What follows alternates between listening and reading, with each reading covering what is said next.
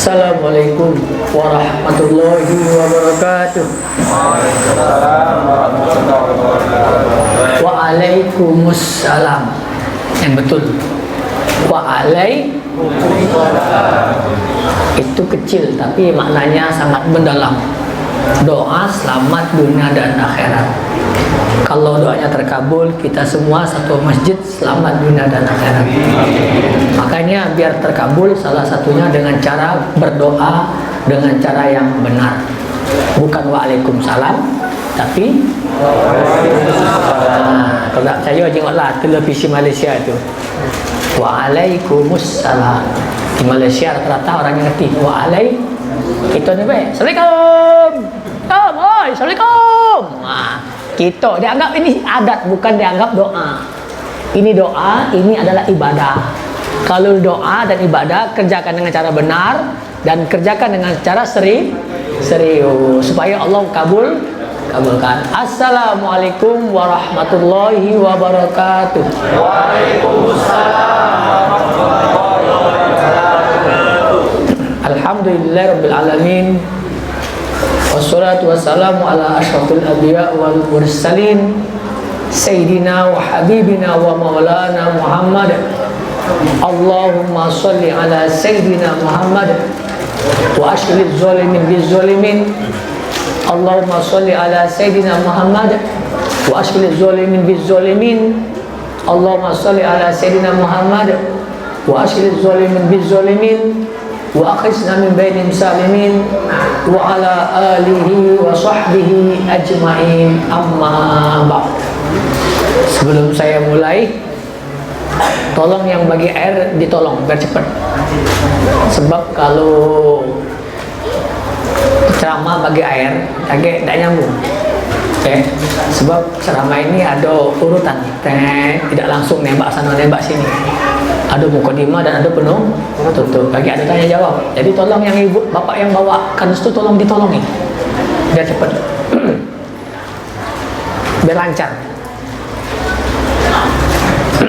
Alhamdulillah, syukur Allah Subhanahu Wa Taala, pada malam hari ini kita diberinya hidayah salat berjamaah di masjid.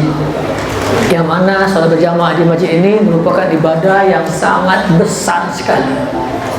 Berjamaah di masjid ini ibadah berjamaahnya ya, bukan solatnya. Berjamaah di masjid itu ibadah yang Nabi Muhammad SAW sangat menekankan. Tidak seperti yang lain. Kalau yang lain Nabi sedang menganjurkan. Kalau solat berjamaah di masjid, Nabi menekankan sampai beliau mengatakan pernah berniat akan membakar rumah-rumah yang ada laki-laki di dalamnya yang tidak ke masjid. Yang kedua, sahabat radhiyallahu anhum di zaman Rasulullah sallallahu alaihi wasallam ketika azan sudah dikumandangkan, tidak ada orang yang beriman yang di luar masjid kecuali orang munafik. Tidak ada orang beriman di luar masjid kecuali orang munafik. Dan orang munafik itu pun digotong oleh dua sahabat, kiri dan kanan, dan ditegakkan di dalam saf. Saking besarnya pahala sholat berjamaah di masjid. Mengapa sampai sedemikian rupa? Ya kata Ustaz, jangan kata paksuan dalam agama. Yang tidak kata paksuan itu bapak-bapak, jangan salah tafsir.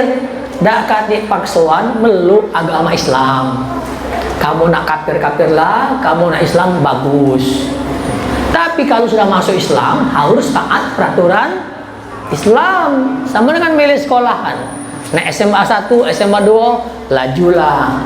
Kapanlah masuk, maka wajib mengamalkan peraturan SMA tersebut. Nah, ini yang pertama, ya, dikaitkan oleh Allah dan Rasulnya dengan keimanan. Ya, dikaitkan dengan keimanan. Yang kedua, orang yang tidak ke masjid di dalam surat At-Taubah ayat 17 dikaitkan oleh Allah dengan orang syirik, dengan orang musyrik. Baca At-Taubah 17. Tidak akan mungkin orang-orang musyrik mau memakmurkan masjid-masjid Allah. Seakan-akan Allah menyamakan, Ini seakan-akan ya, syirik dengan orang yang tidak galak sholat di masjid. Seperti Allah Subhanahu wa taala menyamakan orang berzina dengan orang musyrik. Surat An-Nur ayat 3. Az-zani la yankihu illa zaniatan aw musyrikah waz-zaniyatu la yankihuha illa zanin aw musyrik.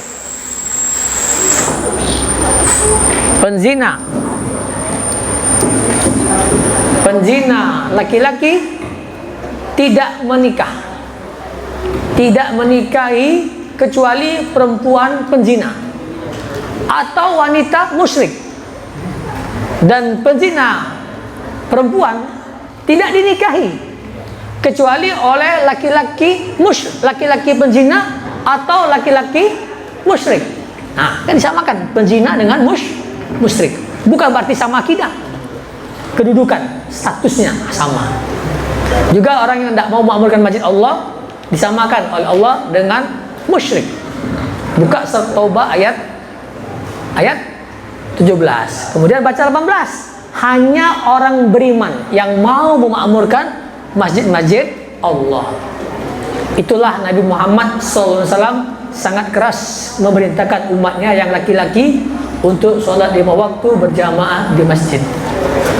Yang kedua, bersyukur Allah Subhanahu wa taala kita duduk dalam majlis ilmi. Ini juga sangat penting sekali, besar sekali pahala-pahala ya duduk dalam majlis ilmi. Ya, duduk bersama para malaikat, mendapat rahmat Allah, dibangga-banggakan oleh Allah di hadapan para malaikat, dan mendapat pahala seperti pahala haji dan umrah. Dan setelah majlis ilmi, dosa-dosanya diampuni oleh Allah Subhanahu wa taala walaupun salah niat. Malaikat pernah bertanya pada Allah, "Ya Allah, ya, di sana ada orang niatnya bukan untuk thalabul ilmi. Mungkin niatnya untuk main, mungkin niatnya untuk ketemu kawan, ya." Apa kata Allah? Diampuni dosanya. Karena tidak akan celaka orang duduk bersama mereka. Tidak akan celaka orang duduk bersama mereka. Duduklah dalam majelis ilmi. Yang kedua, Bapak-bapak, orang yang menuntut ilmu, duduk dalam majelis ilmi itu dimudahkan oleh Allah jalan menuju ke surga. Jalan menuju ke surga. Kalau ustadznya benar. Tergantung ustadz ini. Guru kencing berdiri, murid kencing berlari. Kalau ustadznya benar, itu jalan menuju ke surga. Kalau ustadznya sesat, jalan menuju neraka. Ngapa ada wong ngebom masjid? Itu gara-gara ustadz. Ngapa wong itu cerai dengan bininya? Gara-gara ustadz. Yang tidak sama dengan kita ceraikan. Nah, cerai. Gara-gara ustadz. Ngapa ngelawan laki? Gara-gara ustadz. Ya, ustadz sesat. Ustadz sesat. Ya, tidak semua ustadz itu benar. Ustadz juga ada nyambung nggak manusianya. Ustadz juga manusia. Ada benar ada, tapi ada ciri wajib. Ustadz sesat. Kalau ada ciri ini pada seseorang, maka tinggalkan pengajian itu. Tinggalkan.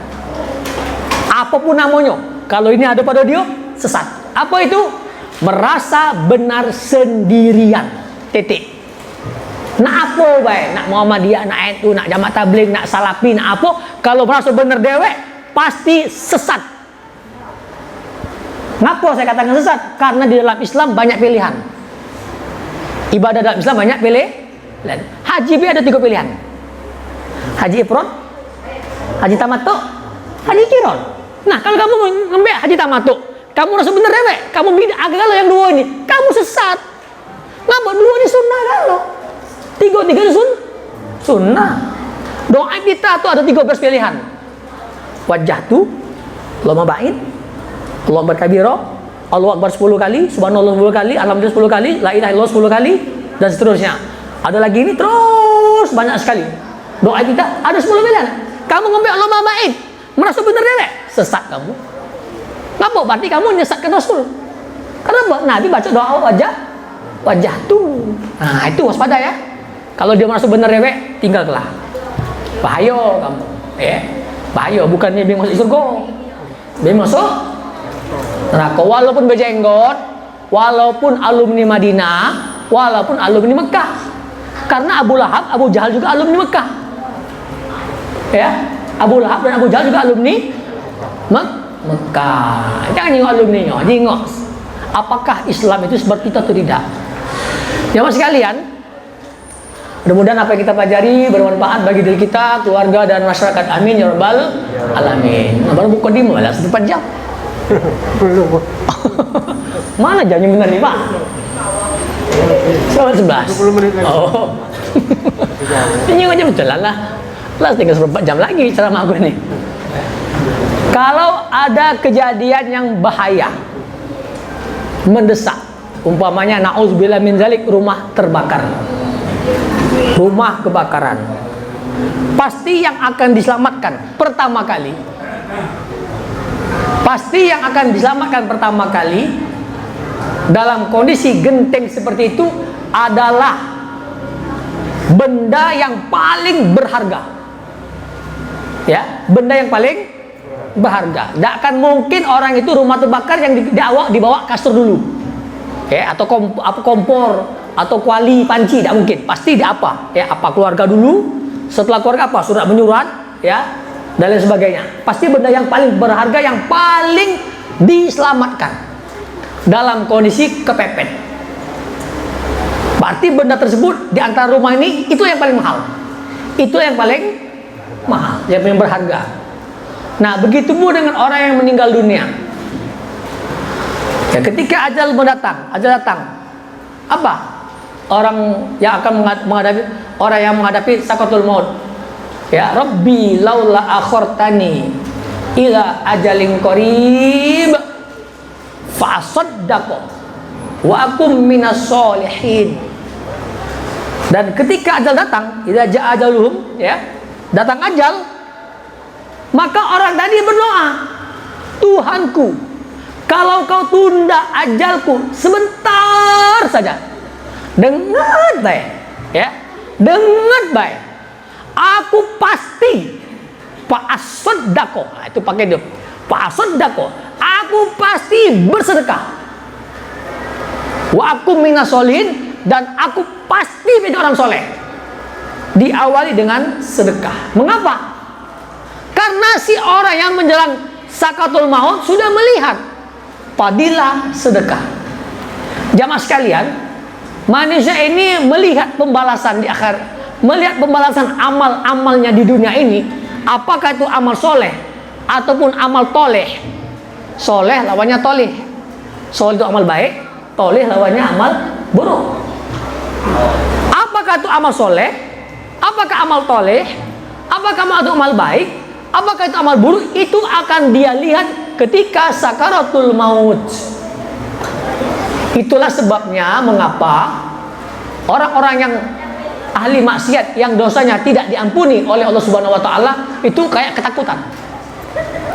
Karena ditampakkan amalan, nah, balasan kau, nah, ini zina kau, ini judi kau, ini ngatai wong, ini korupsi, ini ditunjukkan. Nah, ya Allah, ya Allah, ya Allah. Nah, ditampak. Dan ini ada cerita dalam kisah sahabat, ya, radhiyallahu anhu, namanya Sya'ban, ya, ada yang namanya Sauban, ya, ada sahabat, ada sahabat, saya wallahu alam. Sauban dipanggil. Sauban ini rumahnya jauh dari masjid.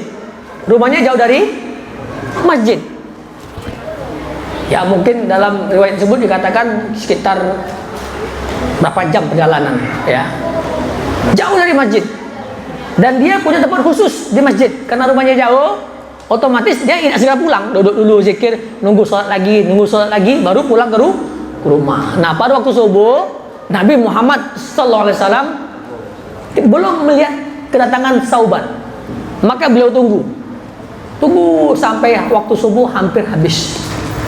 Karena waktu subuh sudah hampir habis, maka beliau segera sholat subuh. Dan setelah sholat subuh, beliau Nabi SAW itu dengan sahabat rombongan pergi ke rumah Sauban. Sampai di rumah Sauban ditanyakan pada istrinya bahwasanya Sauban sudah meninggal dunia subuh tadi.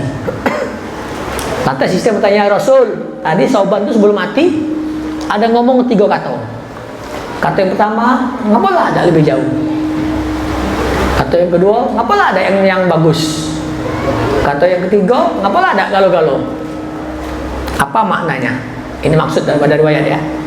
Maka Nabi SAW ya menerangkan itu. Adapun ngapa ada lebih jauh, Nabi menerangkan bahwasanya manusia itu kalau salah dalam surah Qaf itu diampakkan pada waktu sakaratul maut itu mata itu bisa melihat. Ya, fabasur kal yaumil hadid ada kan ditampakkan. Adapun langkah lebih jauh, sahabat ditampakkan oleh Allah Subhanahu wa taala pahala langkah menuju ke masjid. Ternyata satu langkah itu pahalanya di luar akal manusia. Karena Allah Al-Karim Maha Dermawan. Ya Allah, kalau banyak mak ini besar ini pahalanya. Cobalah rumahku lebih jauh lagi. Nyesel dia.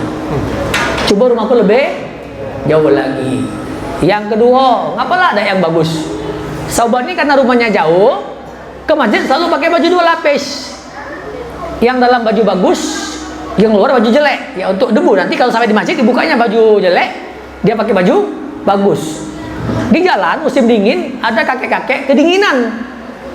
Maka dikasihkan oleh sahabat baju luar kepada si pengemis tadi. Kakek kedinginan tadi. Dan mereka berdua pergi ke masjid sama-sama. Ditampakkan oleh Allah Subhanahu wa taala pahala ngejuk baju luar tadi, baju agak jelek dibanding baju dalam. Ya Allah, kalau tahu mak ini aku genjotnya bagus baik. Ya, menyesal Sauban. Dan yang terakhir, ngapalah ada yang ngapalah galau-galaunya. Ketika berbuka puasa, Sauban itu datang mengemis. Roti sepotong bagi 2. Nah, pas untuk kau, untuk aku. Ditampakkan oleh Allah Subhanahu wa taala pahala ngenjok roti separuh. Melihat itu apa kata Sauban? Cubulah tunjuk galau-galau. Memang dalam Al-Quran surah Al-Qiyamah Allah berfirman, A'udzubillahi minasyaitonirrajim, wala uqsimu bin nafsil lawwamah. Aku bersumpah kata Allah dengan jiwa yang menyesal. Maka kata ulama, semua jiwa pada waktu sakaratul maut, pada waktu hari kiamat nanti menyesal semua. Orang jahat pasti menyesal, orang baik menyesal pula. Mengapa? Kenapa mereka tidak beramal soleh sebanyak-banyaknya? Kalau tahu pahala amal soleh sebanyak ini, pasti aku akan beramal soleh lebih banyak lagi. Nah, wong mati tahu pahala sedekah sebanyak itu, Allah tambahkan pahala. Semua pahala tahu tambahkan. Ternyata sedekah yang paling besar. Maka dia minta laula akhortani illa ajalin qarib fasodaqo wa kum minas solihin. Kalau dengan engkau tunda ya Allah, aku pasti bersedekah. Yang dipilih adalah bersedekah. Ternyata besar sekali pahala bersedekah. Jamaah sekalian, ya. Banyak fadilah-fadilah bersedekah. Yang pertama diantaranya adalah memadamkan murka Allah. Tufi'u ghadabar Rabb. Memadamkan murka Allah. Allah orang murka gara-gara sedekah. Allah tidak jadi marah kepada hamba gara-gara sedekah. Dan banyak itu kasusnya. Ya. Kasusnya banyak. Mungkin kita sering dengar ya, pelacur ngenjuk minum seekor anjing. Jangan salah pula kamu memahami hadis ini, riwayat ini. Ya, banyak orang salah paham. Dikiranya sudah ngenjuk minum anjing tuh melacur lagi. Nah, itu namanya cerita dak selesai. Pelacur ini sebenarnya wanita soleha. Meninggal suami, keluarga tidak ada, anak tidak ada. Di zaman dulu yang namanya mencari nafkah adalah laki-laki. Sekarang belanang yang nafkah aja nggak lah di Arab situ ya. Ke pasar itu siapa? Lanang kan betino. Kita ni bela betino galau. Tak takut bini senggol wong, cuel-cuel wong. Wong Arab tidak, lanang ke pasar. Ya. Siti Rahmah. Senggol-senggol. Pada marah itu. Makanya lanang ke pasar bukan tino. Nah, dia katik keluarga. Harta lah terjual. Akhirnya terpaksa dia melacur. Pada suatu hari yang sangat panas dan dia pun tidak laku saat itu. Ya. Yang panas itu sampai panas memuncak. dan dia sangat haus sekali. Hausnya. Haus yang menyebabkan kematian. Dia mendapatkan air dalam sumur. Dengan susah payah dia ambil air dalam sumur. Ketika mau minum, ada anjing minta minum. Anjing ini binatang najis, minta minum, tapi dia ini makhluk Allah. Ada rasa kasihan dengan anjing tadi.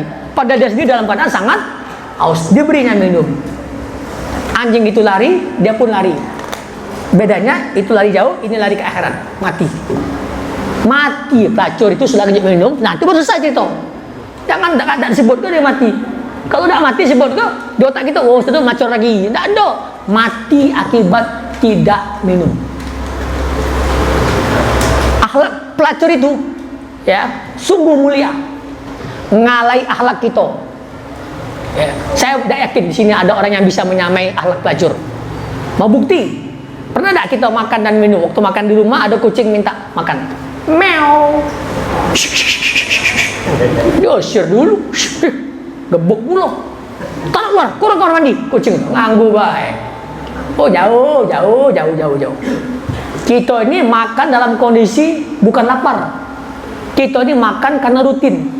Ya, jarang kita ini makan karena lapar, jarang. Ya. Yang makan karena lapar itu orang-orang yang di dusun di daerah pegunungan batu-batu itu makan dalam keadaan lapar. Kalau kita ini makan karena rutin. Makanya mak kita kadang-kadang nanya, sudah makan malam belum? Sudah makan siang belum? Bukan tanya lapar belum? Sudah makan malam belum? Nah, kalau belum makanlah dulu walaupun masih kenyang. Saya ini masih kenyang sekarang ini. Ya. Tengok ini, ada juga nafsu. Ya, saya ini masih kenyang. Tapi kaki dijamu. Kalu. Kalau tidak sudah, oke. Tapi ada siang malam ada. Satu nang masih buka. Kami lagi nggak ada dalam semua. Kalaupun seandainya saya dijamu nanti, saya pun masih dalam kondisi tidak lapar. Karena saya masih kenyang. Saya sudah makan duluan. Tapi saya masih makan. Saya harus makan. Karena apa? Karena makan itu bagi kita kewajiban, bukan kebutuhan. Tapi dalam kondisi tidak lapar saja, kita tidak sanggup ngenjok kucing makanan yang terbaik. Bahkan kadang-kadang tulang ikan lah disedot-sedot, lah habis lemak-lemaknya isinya baru ngenjok kucing. Kucing muda karena makannya bau jigong. Nak ngalahkan akhlak pelacur, tak akan terkalah. Ya, saya pun jauh. Makanya saya kadang-kadang waktu saya makan ada kucing, meow. Apa saya jawab? Ceng, kalau seandainya yang makan ini pelacur itu pasti kau lagi kenyang. Ini makan nilai gawan. Kaget dulu ya, aku makan dulu. Tapi tidak ada kegebuk, kucing makan juga kucing. Ya. Tapi kalau itu pelacur, pasti diutamakan kucing tadi. Nah, saking Allah ampuni dosa si pelacur. Allah urung marah gara-gara sedekah. Imam Ghazali masuk surga gara-gara sedekah dengan setetes tinta. Ya, tinta pena. Tinta pena zaman dulu adalah terbuat dari herbal, bukan dari kimia. Jadi hewan pun masih bisa minumnya. Ya, waktu dia mau ini ada lalat hinggap, ditunggunya sampai lalat tersebut selesai minum, baru dia lanjutkan nulis. Masuk surga gara-gara sedekah dengan seekor lalat. Nah, kita nyamuk nempel ini.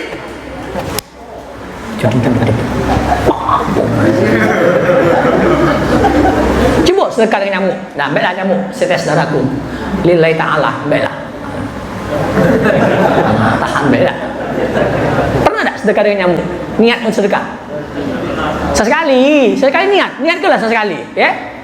Kalau gara-gara setetes darah kita bisa menyebabkan masuk surga, kita tidak tahu, ya. Banyak sekali bapak-bapak. Kalau perlu cerita ke panjang, lanjut sekian.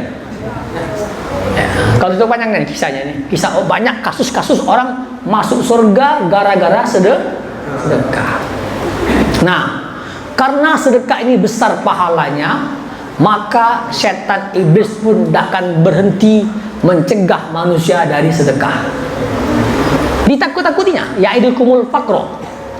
Setan menjanjikan kamu kemiskinan dalam sedekah. Sudahlah, dia kau juta, kau ke 1000 tinggal 900.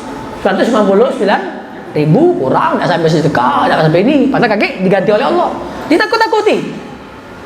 Kalaupun masih mau sedekah, maka diganti dengan istilah, woi, sedekah itu udah apa dikit, yang penting ikhlas. Untuk apa banyak-banyak kalau terpaksa? Itu sebenarnya godaan setan, ya. Sedikit asal ikhlas lebih baik daripada banyak terpaksa. Itu godaan setan, itu bisikan setan. Yang benar itu bapak-bapak, ibu-ibu, sedekah terpaksa lebih baik daripada sedekah dengan ikhlas. Ya, terbalik. Kita selama ini bapak-bapak dibudi ke setan. Dibudi ke setan, nurut baik itu. Maka yang waktu nak sedekah, celengan tuh berisi duit apa ribuan galau. Ya, 1.000, 2.000, 5.000. Ngapa? Kata setan, sedekah sedikit asal ikhlas lebih baik banyak terpaksa. Itu kata setan. Itu fatwa setan. Yang benar itu adalah ya, sedekah terpaksa lebih baik daripada sedekah dengan ikhlas. Makanya kalau nak sedekah, sedekahlah dengan terpaksa, jangan dengan ikhlas. Ya, mengapa bapak-bapak? Saya akan jelaskan dulu. Kata ikhlas, makna ikhlas dalam bahasa Indonesia beda dengan makna ikhlas dalam bahasa syariat. Bahasa ikhlas dalam bahasa Indonesia beda dengan bahasa ikhlas dalam bahasa syariat. Kalau dalam bahasa Indonesia, ikhlas itu ringan. Ikhlas itu ringan, tidak ada tantangan. Itu ikhlas. Contoh, buktikan. Bapak kita mati. Sudah tahu ikhlas ke baik. Apa arti ikhlas itu? Ringankan hatimu menerima musibah. Jangan yang berat. Ringan ke baik. Apa arti ikhlas itu? Nawaitu mati bapak lillahi ta'ala. Tidak hati. Hilang mobil. Sedih mikir. Apa kata wong? Sudah lalu apa? Ikhlas ke baik. Bukan nawaitu hilang mobil lillahi ta'ala. Artinya jangan dianggap berat. Jangan dianggap berat. Ini anggap ringan saja. Ikhlas bahasa Indonesia dia ringan. Tapi ikhlas dalam bahasa syariat adalah lillahi ta'ala. Kapan suatu perbuatan dikatakan lillahi ta'ala? Kalau tidak ada riya. Itu baik cirinya. Selama tidak ada riya, walaupun dipaksa, itu dinamakan ikhlas. Ya. Nah, terpaksa itu apa? Terpaksa itu melawan nafsu, melawan. Tinggal 10 menit lagi nih. Ya, nah, baru buka di mana, Pak? Lanjut, Pak. Tapi begini, Bapak Ibu, silakan nanti Anda buka YouTube saya. Di sana ada judulnya sedekah terpaksa lebih baik sedekah ikhlas. Terus yang nomor 2, silakan buka judul saya, takziah PS sholat isya. Sholat isya ini lebih afdol ditunda. Ya, sholat isya lebih afdol ditunda, bukan di awal waktu. Makanya kalau ada pengajian isya, terus aja. Nanti azan jam 8 apa? Lebih afdol. Kalau Bapak sepakat kita isya jam 9, apa boleh lebih afdol. Ada kasus kisah Nabi Muhammad SAW itu pernah menunda sholat isya sampai tengah malam. Dan sahabat-sahabat pada tok-tok. Tok-tok aja tok-tok udah. Palangan sampai tengah malam baru Nabi sholat isya. Selesai sholat isya apa kata Nabi? Innahu la waqtuha laula an asyqa ala ummati. Inilah sebenarnya waktu isya kalau tidak memberatkan umatku. Jadi aku nanya dulu, nak on time apa nak ditunda? Kalau nak on time aku nak cepat habis. Sudah banyak tenaga aku habis. Tapi kalau nak tunda ya mungkin kita terlambat 10 menit tak banyak. Gimana? Jangan sampai aku lagi sama kamu interupsi. Remo itu lebih aku ngalah. Dalam hukum Islam ya, sampai kai. Dalam hukum Islam, sholat isya lebih afdol ditunda. Dalam hukum Islam, tapi boleh di awal waktu. Semua sholat waktu itu di awal waktu kecuali isya. Nah, terserah pengurus. Nak ditunda apa tidak? Waktu tinggal 10 menit lagi. Tunda tidak? Ditunda apa tidak?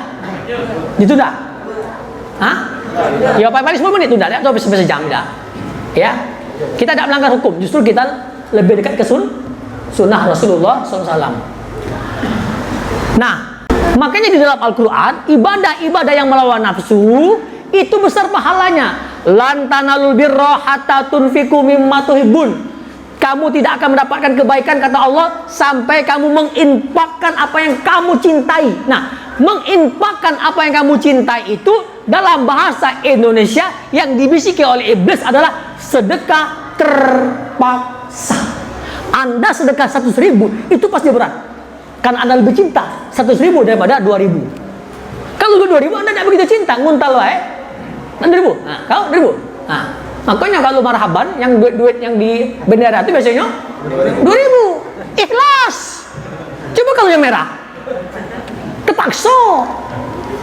Karena kalau yang 2.000 itu ikhlas, ringan. Ya. Jadi sekarang ini ubah mindset kita. Sedekahlah dengan terpaksa. Jadi ibadah-ibadah, ya. Kalau masjid ini sepi, sholat 5 waktu, berjamaah sepi, berarti masyarakat sini ibadahnya ikhlas semua. Ya, tidak terpaksa. Yang terpaksa itu yang ke masjid. Kenapa? Terpaksa meninggalkan istri, terpaksa meninggalkan acara TV, terpaksa meninggalkan kasur, terpaksa meninggalkan anak di rumah, ke masjid. Nah, sholat di masjid ini adalah ibadah terpaksa. Sekarang saya mau tanya, mana yang lebih enak? Sholat di rumah, sholat di masjid? Lebih enak ya, bukan lebih abdol ya. Mana yang lebih enak? Di rumah, di masjid? Di rumah lebih enak. Kalau yang lebih enak itu di rumah. Nah, sholat di rumah itu ikhlas, ngapa? Lemah. Sholat di masjid berat, terpaksa. Ya, jadi sekarang ubah. Dan ketahuilah bapak-bapak, ibu-ibu, semua kebaikan itu berawal dari terpaksa. Semua kebaikan itu berawal dari terpaksa, bukan dari ikhlas. Ya, semuanya. Kita taat peraturan lalu lintas, lampu merah berhenti, ngapa itu? Terpaksa atau ikhlas? Terpaksa, ada polisi. Coba kalau kata lampu merah, berhenti tidak berhenti. Oh, titit, lawas masih nyempel-nyempel. Nah, berhenti, terpaksa. Baik. Jadi segala yang terpaksa itu adalah baik. Nah, terpaksa dalam bahasa syariat, Bapak Ibu, sampainya seseorang dalam suatu keadaan yang jika tidak melanggar, dia mati atau celaka. Nah, itu terpaksa dalam bahasa syariat. Jadi ketika kita infak 1 juta, mati tidak? Tidak mati, berarti itu sedekah terafdol. Jadi usahakanlah sedekah dengan terpaksa. Nah, jadi jangan dengan ikhlas. Ya, sebaik-baik sedekah adalah dengan cara terpaksa. Nah, inilah jamaah sekalian, ya, saking besarnya pahala sedekah. Ya. Masih banyak yang akan saya bahas dalam hal ini, tapi saya ngomongkan paling lambat 10 menit ya. Kita ada tanya jawab sebentar. Kalau ada yang mau ditanyakan silahkan. Baik berkenaan dengan sedekah ataupun dengan materi lainnya, ya, hukum-hukum Islam, insya Allah akan saya jawab kalau saya bisa. Kalau bisa, tunda. Pada silakan. Bismillahirrahmanirrahim. Assalamualaikum warahmatullahi wabarakatuh. Waalaikumsalam warahmatullahi wabarakatuh. Nah, ini Ustaz, ini pengalaman pribadi saya. Waktu ada kajian yang seperti ini, yang ada pengalaman dananya, saya pernah menyumbang uang beberapa ratus ribu. Nah, memang seperti kata Ustaz tadi, awalnya saya itu dilema mau kasih 50.000 saja atau lebih dari itu. Nah, pada akhirnya, karena saya kepengen benar-benar membantu, akhirnya saya niatkan dengan terpaksa sedekah dengan semua uang yang ada di kampung saya sumbangkan semua, Ustaz. Nah, cuman pada akhirnya saya ada merasa ada penyesalan. Betul, kok serasa saya ini tidak ikhlas. Nah, saya merasa takut sedekah saya itu tidak diterima oleh Allah. Nah, tapi setelah kemarinnya, setelah sekian banyak saya mendengar ceramah kajian, baik secara langsung ataupun di YouTube, pada akhirnya saya sadari, yang seperti kata Ustaz tadi, bahwasanya dari keterpaksaan saya itu, pada akhirnya saya berusaha mengikhlaskan. Nah, jadi yang jadi pertanyaan saya itu bagaimana statusnya, Ustaz? Apakah sedekah saya itu dinilai dari yang niatan pertama atau niatan terakhir yang pada akhirnya saya sadar itu saya ikhlaskan lebih tahu. Terima kasih, Ustaz. Waalaikumsalam warahmatullahi wabarakatuh.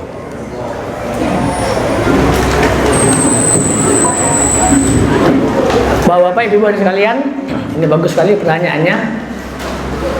hati kita, ya, hati kita tidak bisa menolak bisikan setan. Alladzi yuwaswisu fi sudurin nas minal jinnati, yang membisikkan-bisikan. Makanya Allah Subhanahu wa taala berikan keistimewaan kepada umat Nabi Muhammad SAW. Sesungguhnya Allah Subhanahu wa taala tidak menganggap, ya, apa yang terlintas di hati anak Adam, hati umatku, selama tidak diucapkan atau dilakukan. Selama tidak diucapkan atau dilakukan. Kalau diucapkan, kamu ngomong, "Ai, dah nyeselin aku nah." Dah habis pahala. Ya, atau dilakukan. Nah, itu dilakukan. Habis pahala. Tapi kalau di hati cuma ditahan. Ya, tahan. Maksud itu bisikan setan. Itu proposal setan. Jangan ikuti, biarlah. Karena memang hati kita tidak bisa menolak bisikan setan. Setan itu ingin membatalkan pahala sedekah kamu. Supaya kamu ngomong, "Oi, ma, tadi tuh aku sedekah. Galau-galau nyeselnya aku mengapa lanjut galau-galau." Nah, habis pahala.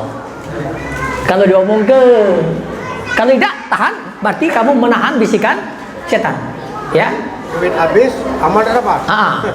Itu kalau kita omong ke. Jadi Bapak-bapak, kita sholat umpamanya ke masjid, baca Quran, auzubillahi minasyaitonirrajim, tuh ada wong atasan kita, ya, atau orang yang kita segan, atau ustaz kita, ada rasa bangga, itu bisikan setan, bukan riak, belum riak. Tapi kalau kamu ikuti tadi, auzubillahi minasyaitonirrajim, bismillahirrahmanirrahim, alhamdulillahirrahmanirrahim, tuh ada ustaz ada. Kamu lagu-lagu ke? Ada ustaz lagu. Ar-Rahmanir-Rahim. Nah, berarti kamu kena ya. Tapi kalau kamu cuman masih maklum tulah, tapi ada bisikan, kamu biar ke, tidak apa-apa. Kamu menang melawan bisikan setan. Jangan baik diucapkan atau dilakukan. Jadi sholat besoknya pendek, ada uang dipuji, ada uang yang kita segani, ada rasa bangga, biarlah tetap pendek. Jangan dipanjang-panjang ke, mentang-mentang ada dia. Nah, tetap istiqomah. Nah, itu berarti tidak riya. Kalaupun sudah terlakukan, istighfar, minta ampun pada Allah Subhanahu wa taala. Jelas. Ada lagi yang lain? Ya, waalaikumsalam. Kira-kira gimana hukumnya Pak Ustaz ya? Jadi waktu saya pernah tugas di daerah Bangko, dan itu waktu sholat Idul Adha itu kita kan ada celengan. Cuman sebenarnya kita itu ikhlas. Artinya kita tuh dalam niat kita itu nggak ada riaknya gitu. Cuman dari panitia itu menyebutkan. Jadi dia sering pakai apa? Pakai apa tuh? Celengan gitu. Tapi disebutin 100.000, 50.000. Nah itu kira-kira hukumnya bagi yang kita nyumbang itu gimana Pak? Sebenarnya kita tidak ada niat untuk riak, tapi dari panitia sendiri sudah menyebutkan mungkin tujuannya mungkin memancing yang teman lain untuk supaya dia mungkin mau nyumbang juga. Nah seperti apa hukumnya Pak Ustaz? Terima kasih Pak Ustaz. Riak itu ada dua macam. Ada riak terencana dan ada riak tidak terencana. Riak terencana itu memang dari awal kita untuk riak. Aku sedekah ini biar dia ngomong, biar kata orang aku awal. Itu terencana. Ada riak tak terencana. Niat lillahi ta'ala, infak 100.000. Tak tahu orang nyebut, Ustaz kawan nyumbang 100.000. Ya, belum riak. Tapi kalau kau ngomong, itu punya aku itu. Berarti itu riak tak terencana. Masuk riak dia. Tapi kalau Ustaz kawan 100.000, ada rasa bangga, tapi diam be. Astagfirullah. Ada rasa bangga, tidak kena. Itu bisikan setan be. Tidak kena. Bapak tidak riak. Kalau bapak ngomong, nah itu baru kena. Atau bapak ngomong, aku itu 100.000 tuh punya aku, itu riak. Jadi kalau bangga di hati muncul tiba-tiba, itu belum riak. Itu proposal syaitan untuk membatalkan pahala sedekah kita. Jangan diikuti dengan ucapan atau perbuatan. Ada sahabat Nabi yang ibadah sembunyi-sembunyi. Tiba-tiba kejingoan wong. Ada rasa bangga di hati dia. Lapor pada Rasul. Apa kata Rasul? Engkau mendapat 2 pahala. Pahala sirri dan pahala terang-terangan. Asal rasa bangga itu wajar. Bapak ngomong aku, Ustaz ikan hitam manis, aku pasti bangga. Tapi tidak boleh aku. Nah, tidak boleh, ya. Cepat berlindung. Nah, kalau dipuji uang ada doa dari sahabat. Rabbi la tu'akhizni bima yaqul waj'alni khairan mimma yazun. Ya Allah, jangan kau hukumi aku karena pujiannya dan jadikan aku lebih baik daripada apa yang dia sangka. Itu jadi tidak riak, Pak. Itu kecuali kalau Bapak minta umum ke. Baru kena. Ya, kalau Bapak tidak minta umum, kita tahu umum ke. Nah, itu uang itu yang tahan hati. Makanya kita tuh dilarang memuji. Sebab memuji itu peluang besar untuk riak. Ya, peluang besar untuk riak. Ada yang lain? Nak nyambung? Episode dulu. Ya. Ayo menurut episode dulu. Sekian. Azan. Subhanakallah rabbi wa bihamdika la ilaha illa anta astaghfiruka wa atubu ilaik. Wassalamualaikum warahmatullahi wabarakatuh. Sekalian, di dalam hadis Rasul bersabda innamal a'malu niat. Sesungguhnya amal itu tergantung dengan niatnya. Jadi kalau niatnya untuk memotivasi supaya uang galak sedekah itu bagus. Tapi memotivasi orang untuk bersedekah dengan cara demikian itu rawan riak. Mudah dimasukkan oleh riak. Aku yang buntu sedekah. Itu kan seakan-akan aku adalah orang yang dermawan. Makanya sedekah yang tidak diketahui itu aman. Sedekah yang diketahui bagus kata Allah. Bagus. Fani imahiyah itu bagus. Ya. Kenapa? Ya karena tadi niatnya, asal niatnya lillahi ta'ala tetap berpahala. Tapi kalau dia orang lain tidak tahu, itu aman. Kamu dah kata nak minta puji ini, dah kata kamu dia dah tahu kalau aku sedekah. Makanya di dalam hadis orang yang sedekah dengan tangan kanan, tangan kiri tidak tahu itu dapat lindungan Allah Subhanahu wa taala. Artinya apa? Kecil, tidak ada peluang untuk setan menggoda. Tapi kalau aku 1 juta, nah ini tergantung ini pasti banyak bergejolak di hati ini. Kau kata uang itu setan yang ngomong dia itu proposal ya. Kau kata uang hebat, dermawan itu jangan ditunjuk ke.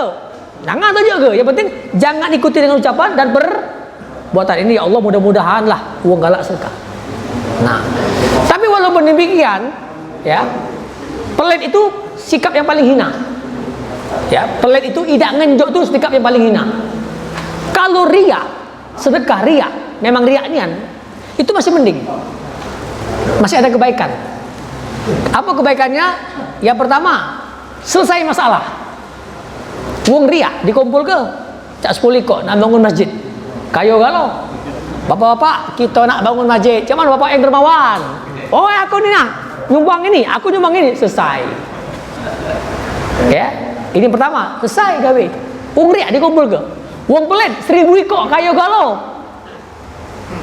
Sedekah, tawar ke. Banyak teori kita sebagai muslim. Jangan minta-minta, malu. Kita punya harus usaha sendiri. Kita harus berjaga ini. Edar ke kelengan. Paling-paling 100.000 terkumpul. Maka di dalam Al-Quran, wa may yuqa syuha nafsi fa ulaika humul muflihun. Orang yang dijaga oleh Allah dari sifat pelit itu orang yang beruntung. Kebaikan yang kedua dari riya. Ini riya ya. Orang itu dapat doa dari orang yang dia lakukan berbuat baik. Tadi masjid, aku nyumbang. Itu semen-semennya aku lah. Aku ini kan kayo, aku ini kan dermawan. Apa kata panitia? Jazakallahu khairan. Allah membalasmu dengan kalau doa itu terkabul, dia dapat hidayah nanti jadi orang ikhlas. Orang riya masih ada kebaikan, masih ada harapan untuk jadi orang baik. Tapi kalau orang pelit, tak katik niat kebaikan sama sekali. Tidak akan pernah bahagia orang yang berteman dengan orang pelit. Tapi berteman dengan orang riya masih bahagia gitu. Allah baik. Oi, kau ni, kau baik.